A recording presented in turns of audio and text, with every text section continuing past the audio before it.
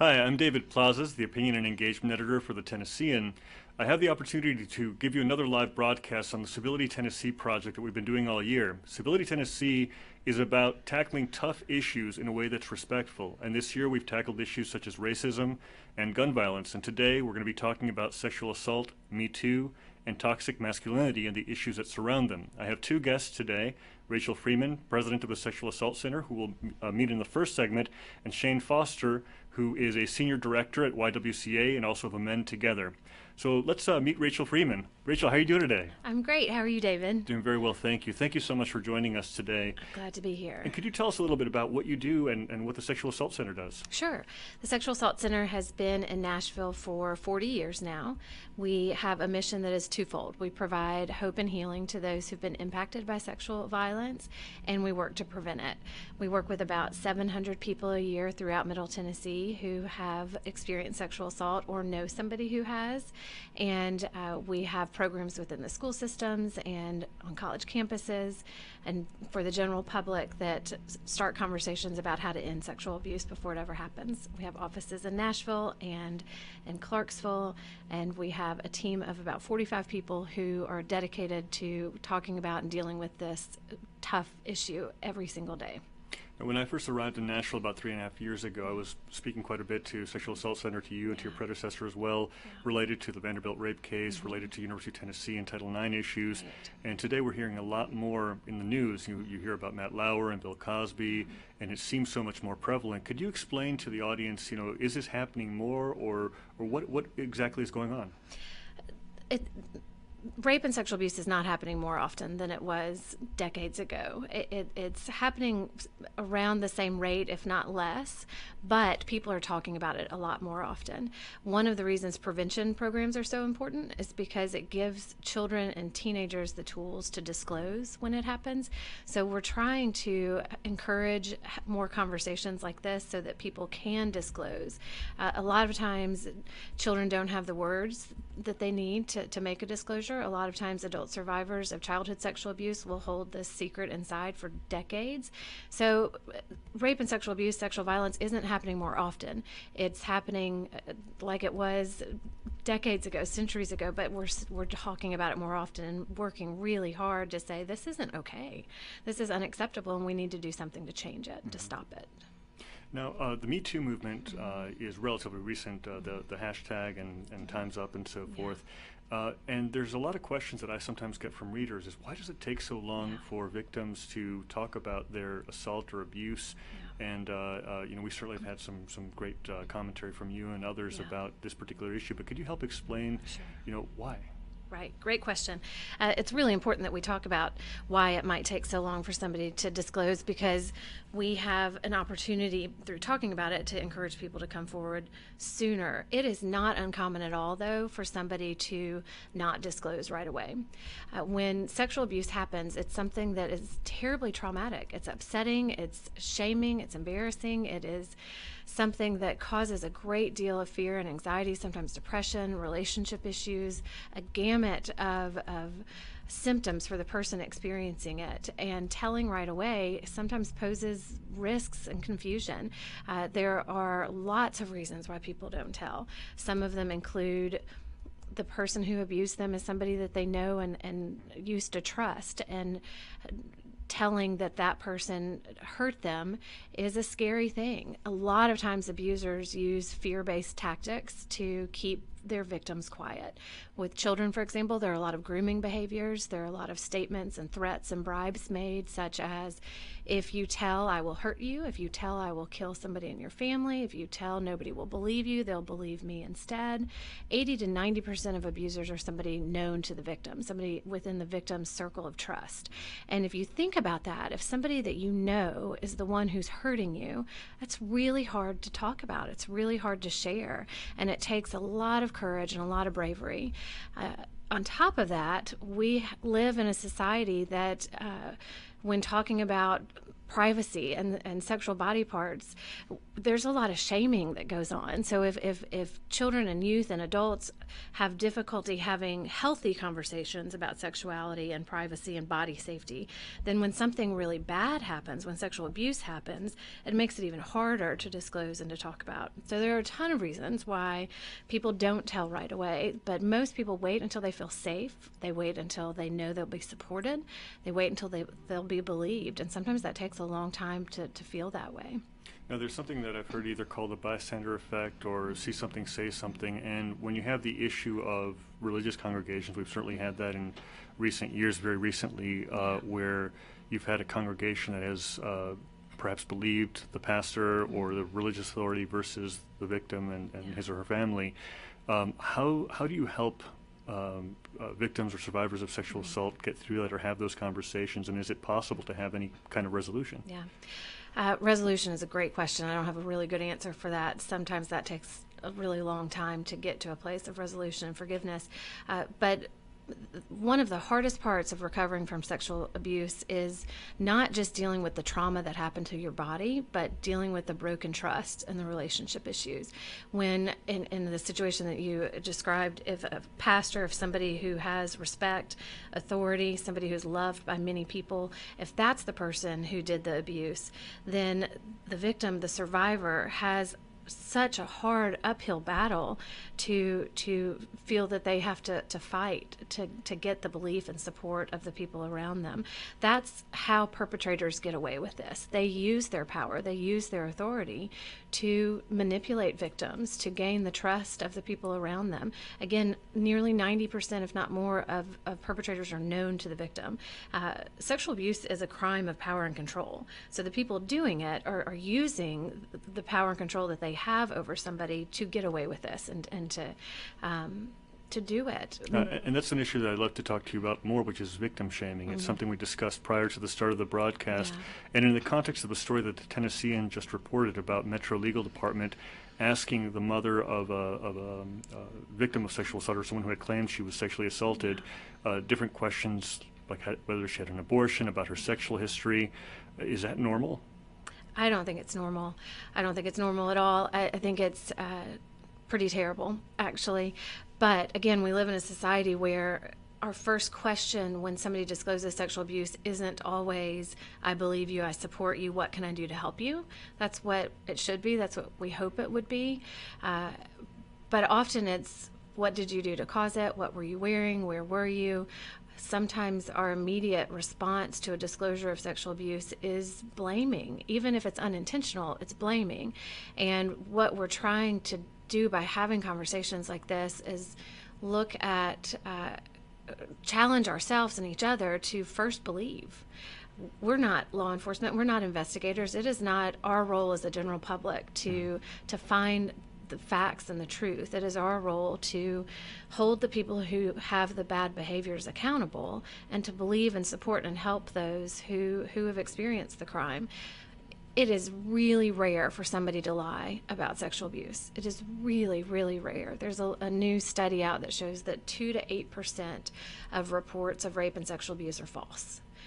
That's a pretty low number. So if we can start by believing, then we're going to be able to provide more support and to the people who need it the most. So at the end of the Obama administration, his education department had sent out a Dear Colleague letter to college campuses talking about believing, essentially, and talking about giving a benefit of the doubt to victims. Yeah. That was essentially rescinded by under the Trump administration by Education Secretary Betsy DeVos. Could you talk about whether or not there has been any impact from that? Has that been more political, or has there been a definitive impact because the policy has changed? Overall, the fact that the people who hold the most power are the ones challenging whether or not a victim is telling the truth or not does have a huge impact on everyone who's experienced sexual violence. Rape and sexual abuse is one of the most underreported crimes that somebody can experience, and it takes so much courage and so much strength to report, to disclose. And when the people who have the most power in our country and in our city and our society publicly say that they may or may not believe or don't publicly support, then it causes people to truly question why they might tell.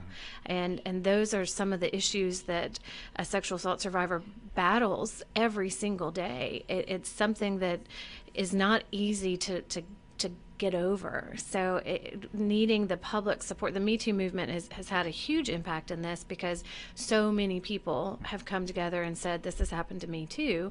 And there is so much strength and power in numbers. So when a massive amount of people come forward and say it's happened to me, then that gives strength to somebody who may not have been ready to disclose before.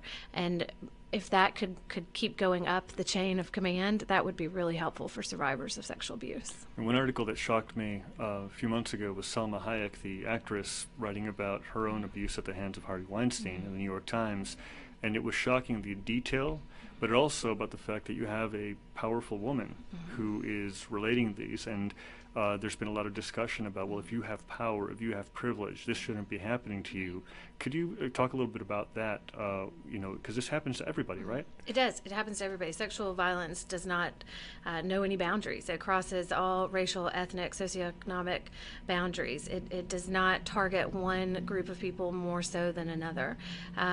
Somebody with power, somebody with privilege is just as likely to be sexually assaulted as somebody without power or privilege. It's still, the issues are still the same. The struggles with disclosing are still the same. Somebody within the music business or within the arts industry, somebody who is trying to make it big as an actor or an actress, for so long, some people have believed that experiencing sexual assault or sexual harassment is paying their dues, because it's been an accepted part of our culture, that's what people do, that's what you have to do to get where you want to be. And that doesn't make it okay, and that doesn't make it right, and it still makes the person who's experiencing the crime the victim, ultimately a survivor, but the victim. And it still makes the act of sexual harassment and sexual violence unacceptable, just because it seemed as if it was part of that that culture. The arts industry, for example, music, acting, doesn't mean it's okay. So how do you help create a culture, a healthy culture, in workplaces, and especially in workplaces? What kind of work do you do to make that happen? So the first thing we have to do is keep talking about it and start really early.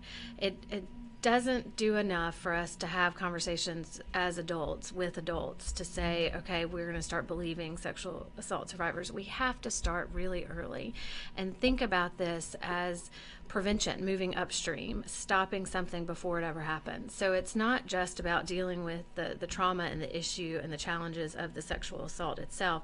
It's going way before that and saying we have to be able to have healthy, safe conversations with our children as early as preschool age about what healthy sexuality is, what body safety is. If you think about the safety messages we talk to our children about on a regular basis, look both ways before you cross the street.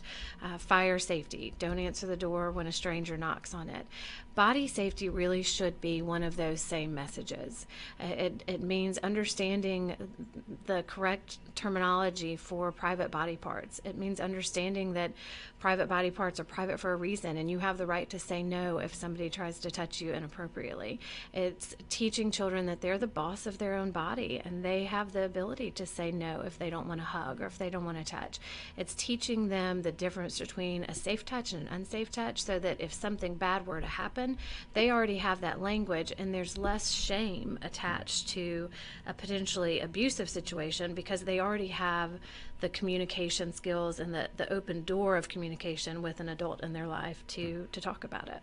Now, when you have a situation, perhaps in a religious context, where some of those things have historically or culturally been shameful to talk about, how do you open the door to having those conversations? It's challenging. It's challenging to open the door when there is some shaming or religious reasons not to. But the reality is, body safety is not about sex education. It's not about something that should be taboo. It's simply teaching our children at a very young age that their bodies should be respected and that they do have the right to keep their bodies private and to have them respected.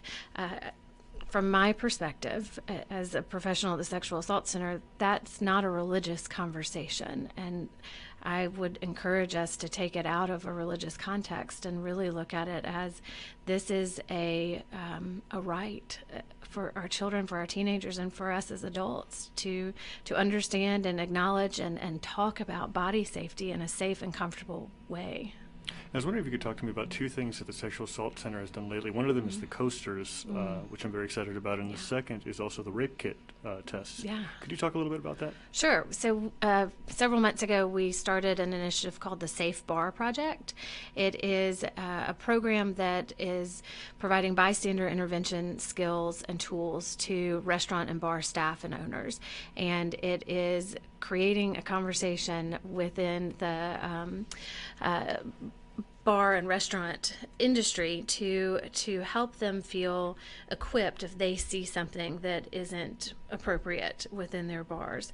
And it's to help more adults feel that they have the tools they need to support somebody who may be experiencing or may disclose that they've experienced a sexual assault. So one of the things that we are doing to help encourage that conversation is there are coasters that if you were to take a drop of your drink and put it on a spot on these coasters, it would turn a certain color if the drink has been tampered with or drugged.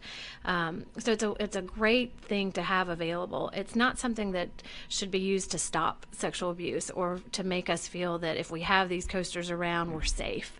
But it's something that is meant to be one of many tools, one of many ways to discourage people who might do something inappropriate from coming into that bar and coming into that space, and to encourage conversation around safety and ending sexual violence.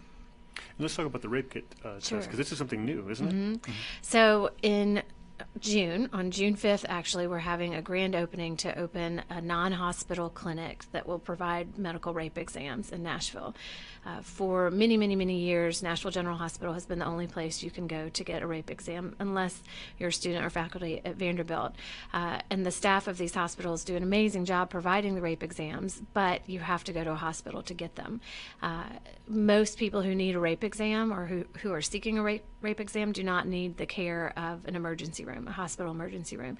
So a task force in Nashville decided that we needed to have a non-hospital setting to provide these exams, and the Sexual Assault Center is going to be that place. So on June 5th, we will have the grand opening for this center, and we will open a facility that will provide rape exams with the nurse practitioners at Nashville General Hospital, so the people who have the expertise in collecting this evidence, along with our center's advocates and medical accompaniment volunteers, will be providing these exams to anybody throughout Middle Tennessee who needs them. And we're creating a safe, nurturing space that isn't a hospital if you don't need a hospital to provide this exam. Yeah, certainly the rape exams have been in the news because of a documentary that came out recently related to thousands of rape tests that were never examined properly and that were just kept in storage. Right. In terms of how it goes from being useful, how do you tell people when they ask, will this be used in court, will this be used to help me, especially in light of that documentary? Yeah. So the first thing we do when somebody has experienced a rape is strongly encourage them to seek medical attention, to make sure everything's okay, and to go ahead and have the rape exam so that if they choose to press charges, the evidence is already collected. It's very time sensitive. You have to get the exam within 96 hours of the assault, which is not something that is readily known. And if you don't get the exam within that 96 hours, any potential evidence might be gone after that period of time.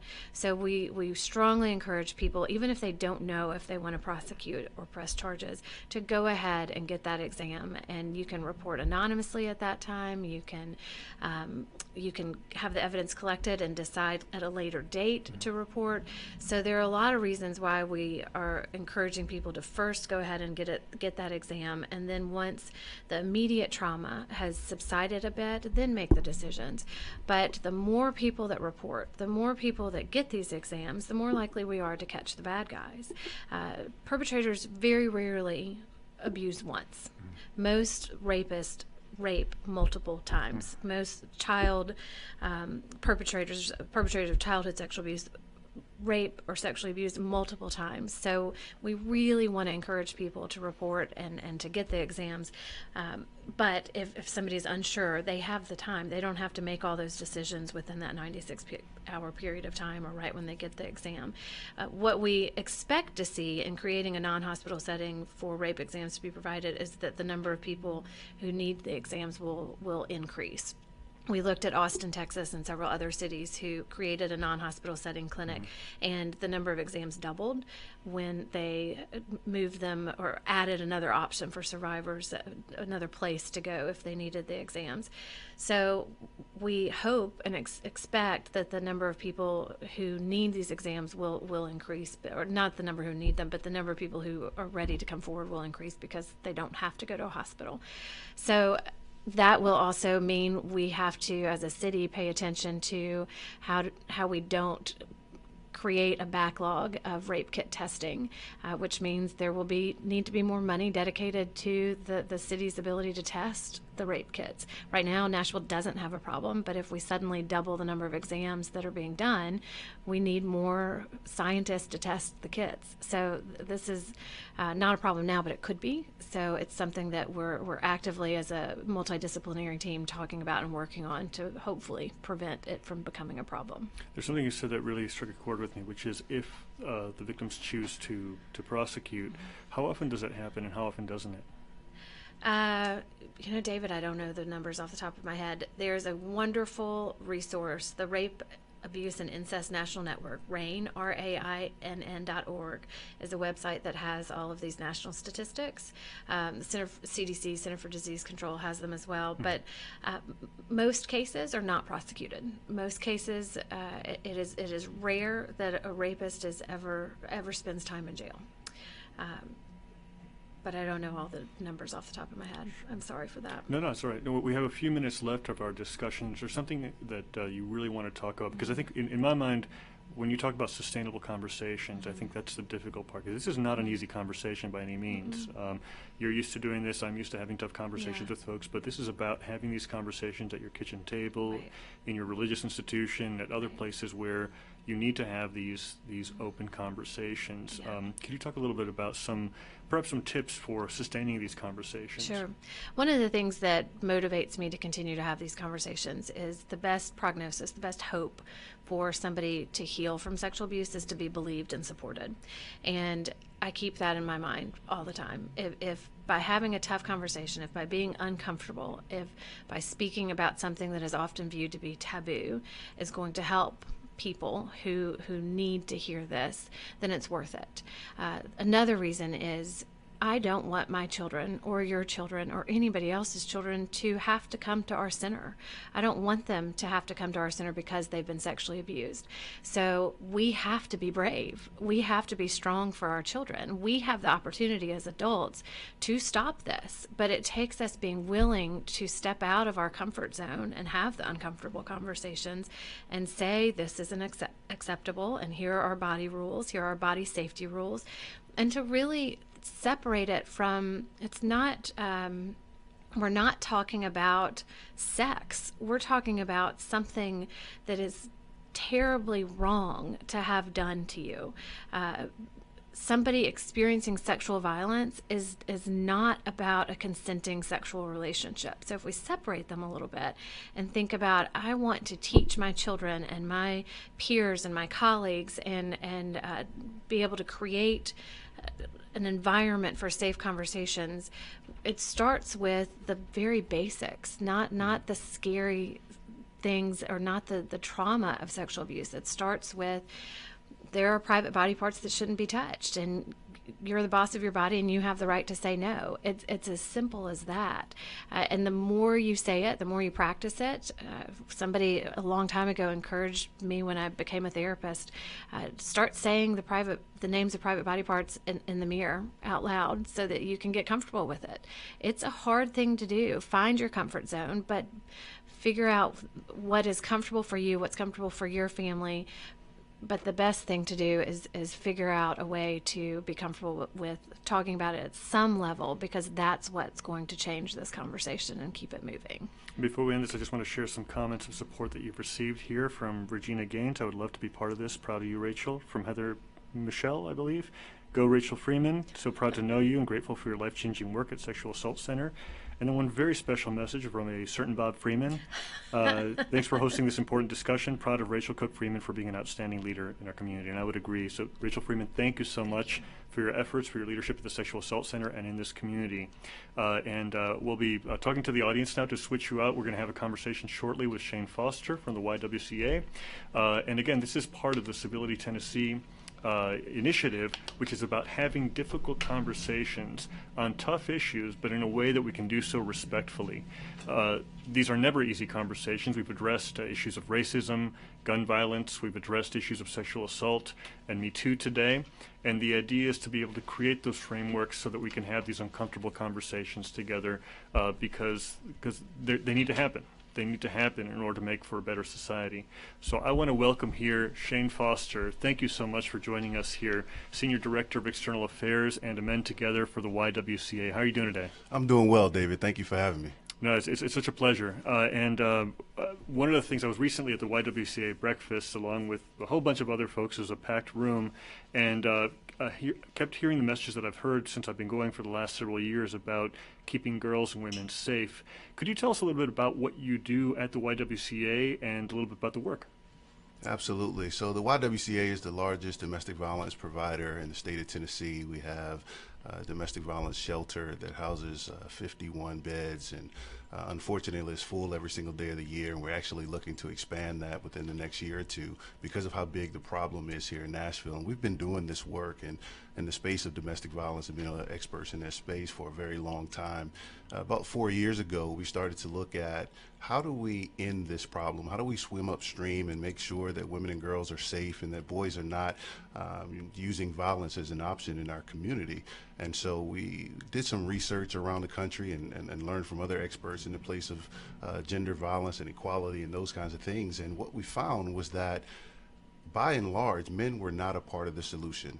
And so this was an opportunity for really us to engage men to end violence against women and girls. And that's at the core of what we do. And we're looking at men to utilize their platforms, their positions as coaches, as leaders in our community to really step up and be a part of the solution, to step up and change our culture that supports violence. We heard Rachel talk a lot about this culture that's in place that supports this kind of violence. And that's what this is all about, getting men to the table to say, you know, at the end of the day, it's about our daughters, it's about our mothers, it's about our wives, our girlfriends, it's about the fact that we're all connected to a woman or girl, unfortunately, who is a victim of this kind of violence. When we look at the statistics around domestic violence, sexual assault, it's alarming what is happening in our country and in our state. Quite frankly, I know we have a partnership with the Metro Nashville Police Department, and they respond to over 26,000 calls a year. And Tennessee is fourth in the nation for men killing women. Those are statistics that are absolutely just heart-wrenching and gut-wrenching. And so our focus is really about getting men to the table to be a part of that solution. So, Shane, you were a star basketball player at Vanderbilt, you were a pro basketball player, and then you come to the YWCA. How did your journey take you from athletics to fighting against domestic violence? Well, it's interesting you say that. You know, about 5 years ago when I came back to Nashville after retiring from playing professional basketball, I had no idea what I wanted to be doing. But as I got approached by Pat Shea, the then CEO, about this particular opportunity, this became something I was very, very passionate about and didn't even know it. When I look at the women and girls in my own family who have been victims of this kind of violence, when I think about the different things that I saw as I traveled this entire world as an athlete and saw women who are victims of this kind of violence, saw men who use violence as an option of how they express themselves emotionally, many times because they've never been taught how to express themselves. It's never been safe for them to express themselves in any other way in our society. And so this was something that I saw an opportunity for me to use the platform that I've been given to really make a difference in the lives of people in general, definitely trying to end violence against women and girls, but also look at these young boys who are in our metro public school system, who are in youth serving organizations here in Nashville, who literally are not being taught how to express themselves. We've literally put them in a box and told them that they had to disconnect their heart from their head. And so young boys are taught that they can't feel, that they can't express, that they can't show emotions. And so a lot of times what you see is them acting out in ways that are inappropriate and in ways that are very harmful to women and girls and others around them, and even to themselves. When you think about the fact that men and boys are committing suicide at a much harder, much higher rate than women and girls, a lot of it is because they get to a space where they give up trying to fit into this box that we've created called manhood and masculinity. And so I'm very, very passionate about doing this for many different reasons. So one of the issues that we've talked about in the past has been toxic masculinity. Could you define what that is, and how do you address that? To me, toxic masculinity is really anything that is harmful or disrespectful to other people around you, and you put it in the box of masculinity. Things like, we were taught when I was young that part of being a man had to do with you being tough and being strong. And the reality is we're not always tough, we're not always strong, but that's what we're encouraged to think. That's what we're encouraged to do in every sense of the word. And in sports, for example, being tough and being strong helps you to be a better athlete. But when you're not having those conversations about how that affects relationships, when you're not having those conversations about how that affects your interactions with other people, then there's a disconnect, because what works on a basketball court or what works on a football field does not work in your relationship. It doesn't work at home. And so there's been a disconnect also in the conversations that we're having as men and even as father and son. There's so many of young boys who go their whole lives without having great conversations about, what does it really mean to be a man outside of what the world is teaching you through media, through music, and through sports and those kind of things. What does it mean to be a father who is loving and respectful and showing care and concern? What does it mean to be a husband who is loving, who is caring, who is connected to their emotions, who's not afraid to feel, who's not afraid to cry? And so when you think about toxic masculinity and how you address that, how you talk about that, it's all the things that are a part of what we call masculinity that are harmful not only to others but also to ourselves. And how do you start that conversation with a boy, for example? Well, one of the things that we're doing with the men together in the YWCA is we have clubs in schools in Metro Nashville. We're in 9 schools. We'll be in 15 schools next year. And where it's young boys coming together and really having healthy discussions around these issues and really creating the safe space for boys to really come and talk. It's not just us talking at them, but it's also listening. And what we've found as we've listened to our young people is that they're seeing so much violence at home. They're seeing so much violence in their communities. They're seeing so much of this toxic masculinity all around them. They're listening to it in their music and they're seeing it all over social media. And the other thing is the fact that young boys are watching pornography as early as 7 years old. So just to put that into context, when you're growing up at 7 years old and you're watching this pornography, not realizing that that is not real, it's acting, you're not realizing that that is not necessarily how women want to be treated. Then as you get older and no one has sat down and had a conversation with you and talked through what does it look like to find a young woman attractive? What does consent even mean? Why is that so important? When you're not having those conversations, then as you grow older, you put your relationships in the context of what you've seen and what you've experienced. And so that's part of the reason why we're seeing so much inappropriate touching in middle and high schools. I mean, right here in Nashville, we had a 5th grade boy who raped a 5th grade girl. People don't even know that that's happening, but it's happening every single day. As I go out and speak to schools all over the country, we're hearing teachers talking about young boys who are requesting nude photos from young girls as early as 5th grade. Those kind of things are happening, and our inability to talk about these things means that cycle just continues. So when you talk about how do we have these conversations, we got to be able as adults to step into that space and to really talk about pornography, to really talk about sex, to talk about our culture, talk about music, and talk about hip-hop culture and country music and all of these things that, while are great in so many ways, some of it is also perpetuating this misogynistic mindset that sees women as being less valuable and the property of men. And we have to get into that space and talk about that, not just from a place of talking at these kids, but also from a place of listening, understanding, where they got the mindset that they do have about manhood. What are the things that make them tick? What have been the experiences that they've had when they tried to share and they've tried to express themselves emotionally, and that's been shut down by other men and other boys in their community who they look up to. It's so heartbreaking when you see a father who has a young boy and a young girl, and the young girl comes and says, "Dad, this is what happened to me," and she's crying, and she's met with love, she's met with affection and care. And when a young boy comes in and he has that same demeanor, we tell the young boy to go and find his mom.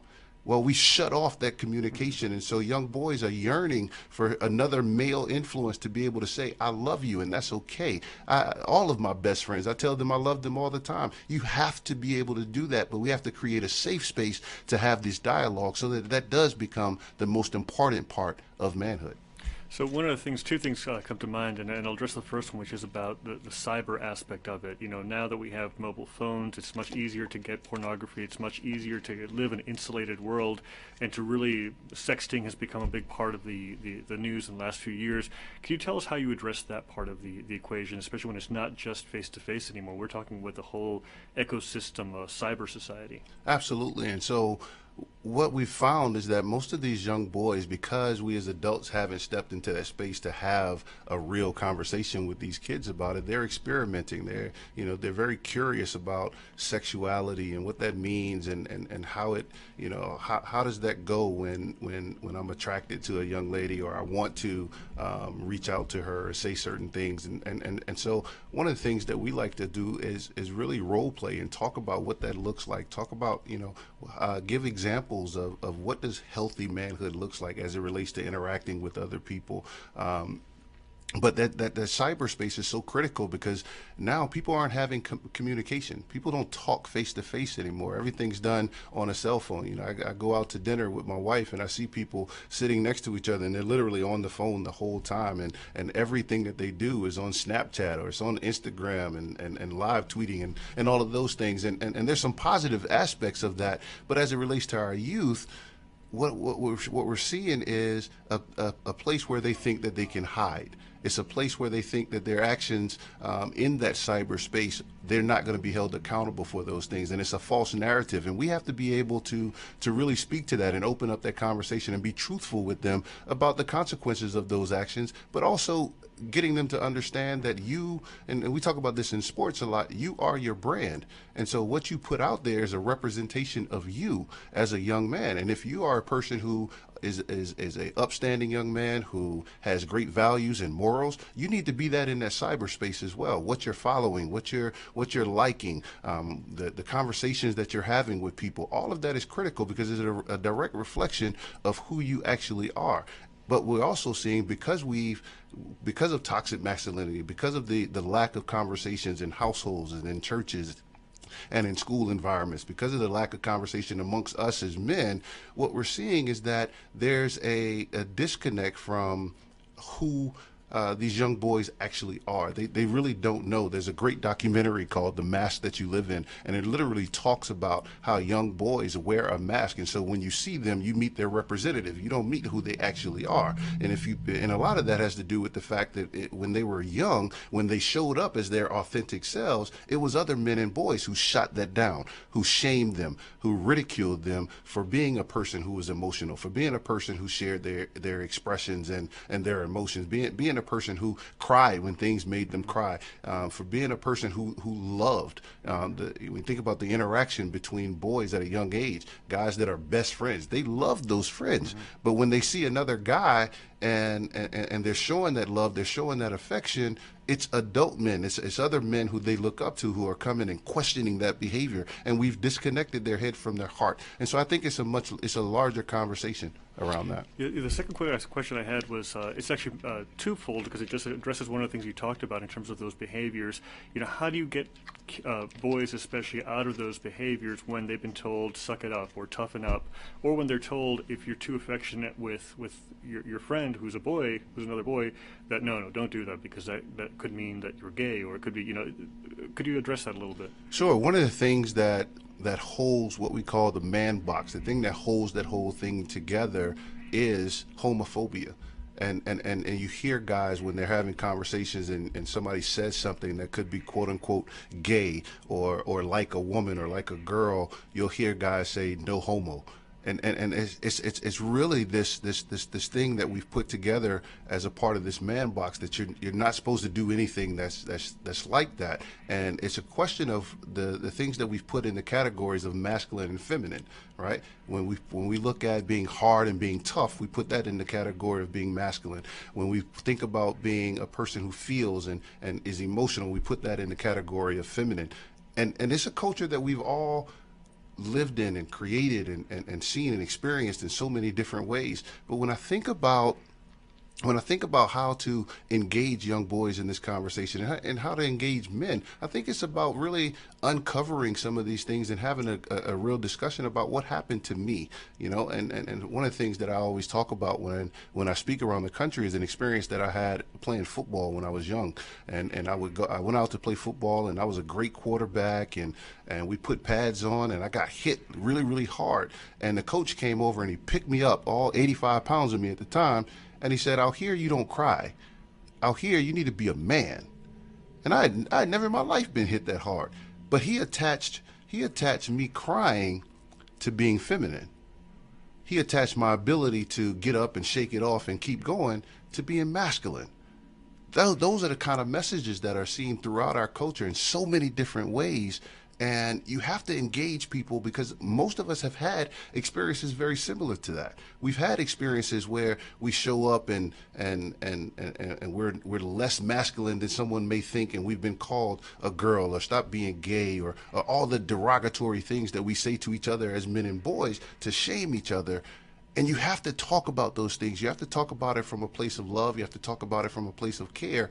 And what we always talk about is it's the good, well-meaning men who need to step up and hold us accountable for those things. So when we're in a bar and you see someone treating another guy like this, when you're in a bar or you're out on Broadway and you see someone disrespecting a woman or a girl, it's good men's responsibility to step up and hold each other accountable, whether they're a friend or not. Say, hey, you know, that's not cool. Would you be okay if someone talked to the people who you love like that? You know, there was an experience I had actually while I was at Vanderbilt, and I was walking on campus. There was this guy who was walking next to me, and he yelled out on the other, there was a young lady who was on the other side of the street, and he yelled out to that young lady, hey girl, when you gonna let me hit that?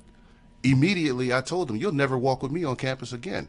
And of course it was met with some pushback, but I told him, I said, I can't take for granted that if you'll say it about somebody who I don't know, you'll say it about somebody who I do. And so it's my responsibility as a quote unquote good, well-meaning man to step into those space and have that conversation. And it's the same as it relates to homophobia, as it relates to, you know, this issue of violence against women and girls, as it relates to just shaming of each other. It's all about respect, and we have to be the ones who hold each other accountable for that. So one of the challenging things probably is the repair process. When you've had someone, a boy who turns into a teen, who turns into a man, and has had this way of thinking, this has been his life, how do you start breaking that down? Well, I think the biggest thing for us is to create the safe space to start talking about this, right? And so tell me about your childhood. Tell me about people in your life who you love and who you care about.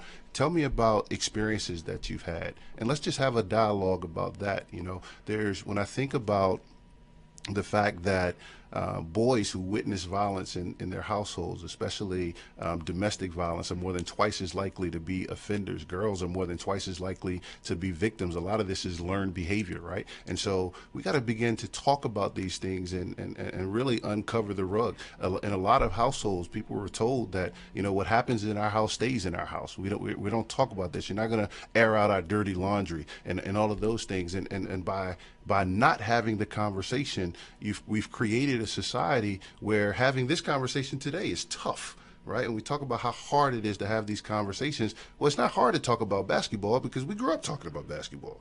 You know, it's not hard to talk about, you know, the Titans and their possibilities for this year because we grew up talking about this. But when we start talking about this issue of toxic masculinity, when we start talking about sexual body parts, when we start talking about relationships and sex, it's a tough conversation. You know, I always say that, you know, as I've talked to people all over the country, the things that mean the most to people as they get older are their family. But we don't teach family to guys. when they're young, we tell girls to go and play house. We give them Barbie dolls. We give them, the Easy Bake Oven. We teach them to play house, and we tell boys to go out there and find something to play with and go get outside and run around and go and build something, go and fix something, and those kind of things. So it's no coincidence that as we get older, boys don't know how to play house. Right? And one of the worst things that happen is we teach boys not to communicate. Right? From a very young age, we're taught not to communicate. That's why, most men that are married, when their wife sends them a text and says, hey, we need to talk.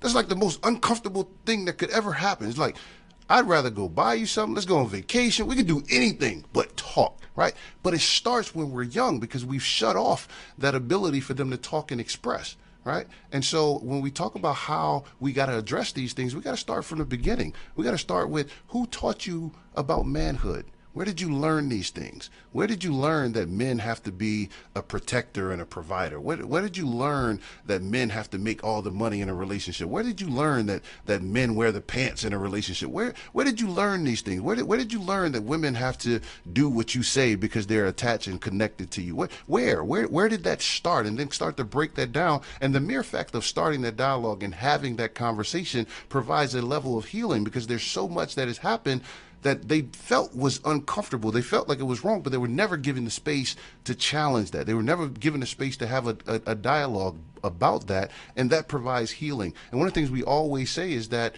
the liberation of women is directly tied to the liberation of men. And the reason I say that is because we are talking about learned behaviors. So when people see, I think about a young boy who told us, when we asked, why do you want to be a part of our clubs in our schools? And the young boy says, because my mother was raped, and I don't think that that's right. If we don't create a safe space to have this conversation, then the statistics say that he's more than twice as likely to grow up and be an abuser. So we have to create this space for them to talk about those experiences, but also know that we're going to hold you accountable, but we're going to hold you accountable through love. And we expect you to hold us accountable as well. And what I found remarkable, too, is that the YWCA has partnered with major athletics organizations like the Titans and the Predators on several different initiatives. I've got my bookmark from Stand Against Racism that has the Titans logo. Mm-hmm. And you spoke recently at a Predators game about a Men Together. Could you remind us of what you said? Absolutely. It's so critical having the leadership of the Nashville Predators, the Tennessee Titans being involved, because those are people who are seen in our community as role models. Those are the quote unquote good men, people that are looked up to and held to a high regard. And one of the things that I talked about at the meeting that you're referring to is we as men have a responsibility to step up, to speak up, and to speak out. It's time out for this, what happens over there stays over there. It's not my business. It's not my story. That's how we got to this place. As good men, it's not enough just to say, well, I'm not a man who abuses women, or I'm not a man that's disrespectful to women, because we all live in the same culture. We all live in the same society. And as Nashvillians, it's our responsibility to make sure that Nashville is bigger than just being the it city for so many of all these other great things that's happening. We being fourth in the nation for men killing women, that can't stay the case. We being in the top 5 in the country for sex trafficking, that can't stay the case. Metro Nashville police responding to a call every 20 minutes, that can't stay the case. We have to be the #1 city for being safe for women and girls. And that's the message, that we're doing this together. This is not just a YWCA thing. This is a Nashville thing, because it's our responsibility to make sure that when women and girls come here and they live here, and this is the place where they choose to create home, they know that they're going to be valued and respected. It's not just about safety. It's about being valued and respected. As we come to the close of this segment, I just wanted to give a couple of shouts out. One shout out to Tracy Cornett, of course, who recently said, "Preach it, Shane." And so she's been explaining what you've been talking about there to the Facebook audience. And Regina Gaines, I hope that people are really listening and get involved so we can save our children, our youth, our sisters, aunts, our nephews, uncles. Let's be bold and speak up. And we even have one viewer from Norway who has been viewing this conversation. Is there anything, Shane, that you'd like to conclude with? Any final thoughts for our audience today? Absolutely. I think that what we're doing with the Men Together, it starts with our youth. Obviously, we've talked about that. You heard Rachel say that before me. we're doing that work in our clubs and in metro schools. We need to branch out even into our private schools, into our schools of choice, charter schools here in Nashville. But it's not just about our kids. As good, well-meaning men in Nashville, it's our responsibility to step up. It's not a coincidence what we're seeing around the country as it relates to sexual assault, sexual misconduct, as it relates to domestic violence. It's not a coincidence. We've been silent about this and looked at it as a women's issue for far too long. This is a men's issue. And I know a lot of people say, well, men experience violence too, and you're right. But here's the thing. 90% of the violence that happens to women is perpetuated by men. 90% of the violence that happens to men is also perpetuated by men. If this is going to end, men have to be a part of the solution. Men have to step up. And as I said before, it's not enough just to say that I personally am not violent towards women. We need to make sure that every business, every community in this Nashville city is connected to this message. We're doing sexual harassment training and violence prevention training in corporate spaces. Please give me a call, reach out. We'd love to do that for your places of work. We have curriculum that we've created for places of worship, churches and synagogues. We've partnered with so many great faith-based organizations to be able to do that. This work is not just for our kids, it's for everybody. Everybody in Nashville has a place to plug in. We would love to have you be a part of this as we look to make Nashville the safest city in the world for women and girls. Well, that's really an inspiring end to this conversation. I want to thank Shane Foster from the YWCA and also previously Rachel Freeman from the Sexual Assault Center. And I also want to invite our viewers to join our Civility Tennessee campaign. You can join our closed Facebook group, which is a safe space, to talk about some difficult issues ranging from protests, gun violence, sexual assault, and racism. And we actually asked 3 questions that are in line with something that Shane just said. Do you want to join a group that pledges to be a place for respectful dialogue, even on difficult issues? Are you committed to modeling civil behavior that will encourage these types of dialogue? And finally, will you encourage others to model civil behavior to continue healthy conversations? So not just about saying I'm in, but also saying I'm going to make sure that others are doing this as well and setting the example and telling people when things are unacceptable or not. We welcome you to this. Civility.tennessean.com is our landing page for different comments and columns. And again, thank you so much to our guests today, and thank you to the Tennessean, Erica Whitney, especially a video producer. Let's be civil, let's be honest with conversations, and let's make this a better society. Thank you.